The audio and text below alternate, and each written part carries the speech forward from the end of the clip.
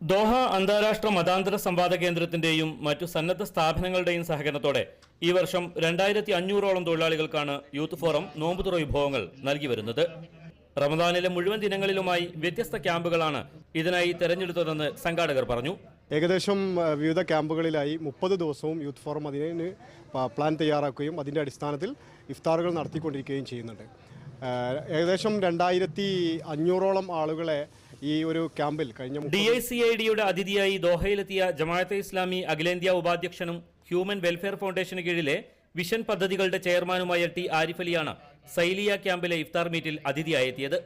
വിവിധ രാജ്യക്കാരായ തൊഴിലാളികളുമായി സംവദിച്ച അദ്ദേഹം പുതിയ തലമുറയെ വിദ്യ അഭ്യസിപ്പിക്കാനും കുടിവെള്ള സ്രോതസ്സുകൾ സംരക്ഷിക്കാനും തയ്യാറാവണമെന്ന് തൊഴിലാളികളോട് ഉണർത്തി.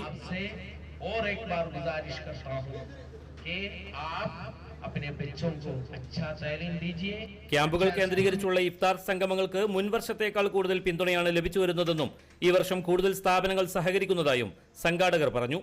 Media 1 Doha.